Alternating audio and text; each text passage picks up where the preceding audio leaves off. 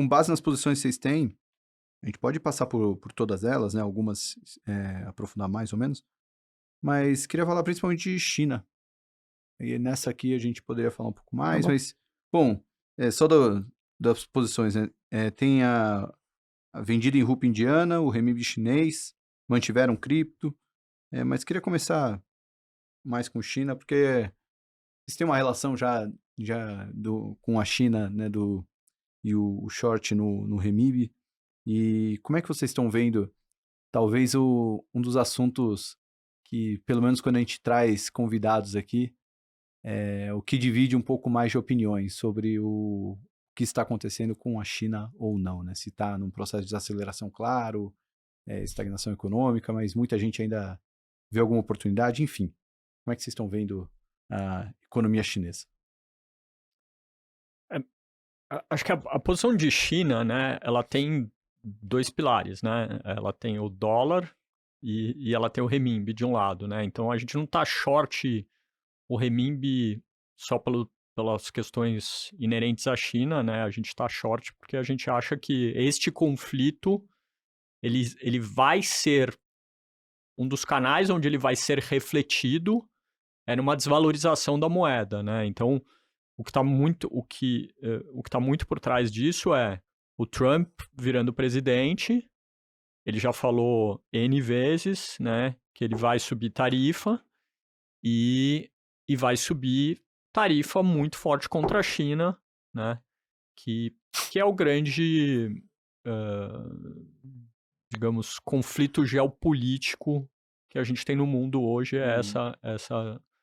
essa Guerra Fria 2.0 aí entre Estados Unidos e China. Então, é, a nossa convicção nessa posição tem muito a ver com isso, Tá. tá? Então a gente aqui tem a história da tarifa que pra gente é muito relevante e a gente já viu esse filme antes, né, em 2018, ali no meio do primeiro governo Trump.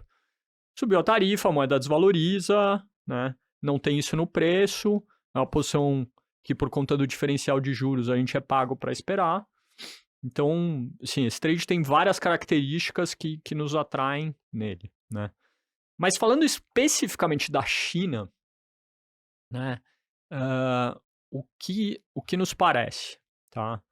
É, você tem uma economia extremamente centralizada, né? Uma economia, um governo extremamente centralizado, né? Onde todas as decisões são tomadas pelo Xi Jinping e são orientadas por uma lógica geopolítica, né? Não por uma lógica, eu preciso fazer a economia crescer, etc. Isso é um objetivo ordem secundária, né? Uhum. Os objetivos são todos políticos e geopolíticos. Então, nesse sentido, tem uma economia que está presa numa espiral deflacionária e que não consegue sair, né? O que está acontecendo na China hoje é o que aconteceu no Japão depois do estouro da bolha no começo dos anos 90. A dúvida que a gente tem, né, não é se a China vai japanificar, né? Isso já aconteceu.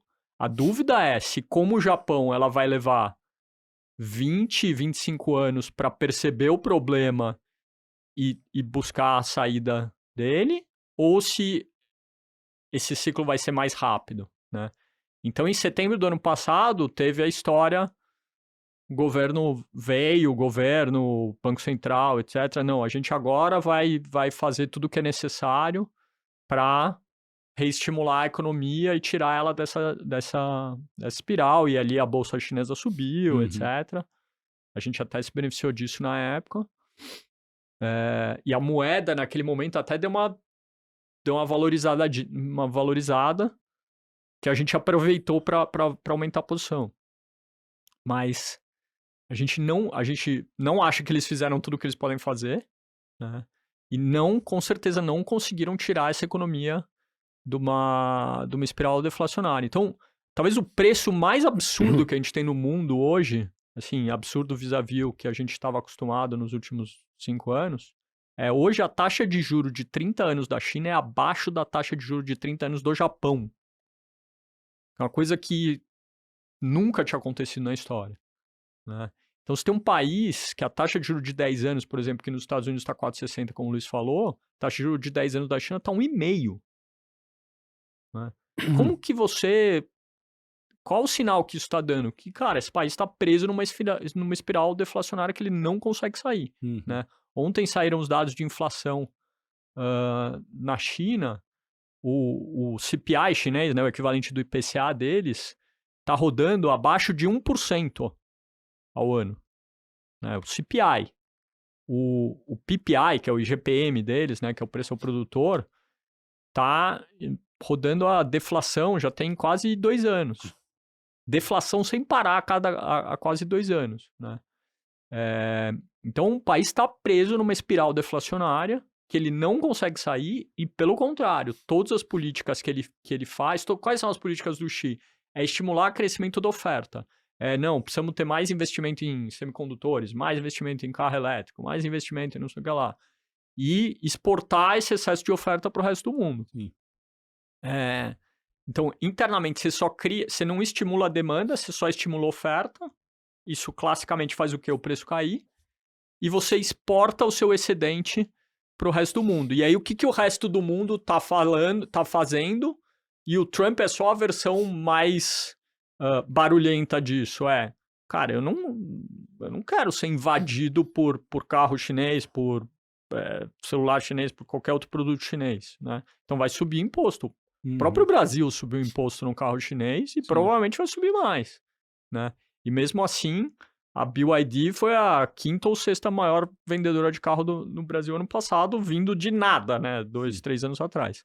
A Europa está subindo isso e o Trump já falou, cara, é mais tarifa, vai vir. Né? Então, no fim do dia, a gente acha que isso reflete numa moeda mais fraca. Mas é um jogo que tem 2 lados. Tem o lado da tarifa e o lado dos Estados Unidos, e óbvio, da pujança da economia americana, a gente pode falar mais disso depois. Mas tem o lado dessa economia chinesa presa numa espiral deflacionária. Porque a política econômica, ela é feita a serviço de objetivos meramente do poder do Partido Comunista e dos objetivos geopolíticos do Xi. Como a moeda da China é controlada pelo governo, ela não flutua livremente, existe uma outra inconsistência macroeconômica no valor da moeda. Se você pegar a taxa de juro de 1 ano, né, que hoje está 1, né, vindo, sei lá, de 2 ou um pouco mais que 2. qualquer coisa assim, só isso, de fato, em si, já deveria ter feito a moeda desvalorizar. Em qualquer lugar do mundo, é o que teria acontecido. Mas na China não acontece porque o governo tem o controle sobre a moeda. Então, você junta mais um efeito nisso, né? E vamos dizer assim, o drag no PIB chinês que o Trump pode causar, que é a política acentuaria esse movimento na moeda. Entendeu? Então, esse é digamos, é um trade que você leva 2 teses macroeconômicas num trade só. Embora ninguém espera nada violento, quer dizer, não é um negócio que não vai ser estilo ien, né, que foi de 100 para 160. Não é isso que vai acontecer na China, vai ser um movimento pequeno, mas pequeno o suficiente para valer a pena a tese de investimento, até porque a gente faz isso via uma estrutura de opções, então tem um risco de downside bem limitado. E até, já que puxou pro Trump, até a última carta de vocês escreveram, né? Que, curiosamente, enquanto o Trump fala do Canal do Panamá, da Groenlândia, de outros temas menores, ele tem ficado em silêncio sobre a China. Veremos até quando isso dura. Sim. Então, tem também, acho que vai ser o grande tema de 2025, pelo menos. Aqui pro Brasil a gente vai ter... Um ponto interessante, eu não sei se isso já saiu, é se o Xi vai no inauguration. Não. O Trump falou publicamente já mais de uma vez que convidou e a China não deu absolutamente nenhum sinal de que vai. Eu diria que a probabilidade é baixíssima. Até porque, pensa no Xi, ele vai no inauguration, depois o Trump taca a tarifa, o cara fica desmoralizado. Não, isso para o chinês é... Né, então isso é um negócio seríssimo. Né? Então, a não ser... Se o Xi fosse no inauguration, seria um sinal positivo de que está havendo algum entendimento. Uhum. Para mim isso é importante, entendeu? Ele não pode ir, depois o Trump vai lá e fala mal do chinês no primeiro dia. Só lembrando, a gente tá gravando numa quinta, esse episódio vai ao ar na terça. Então, se o Xi mudar de ideia até lá, então... Isso pode mudar, já... né? Mas acho difícil. Uhum. Parece pouco provável. Gostou desse corte, né? Então que tal assistir o episódio completo? Clica aqui e assista ele na íntegra. Ou então você pode clicar aqui e ver mais um corte desse mesmo episódio.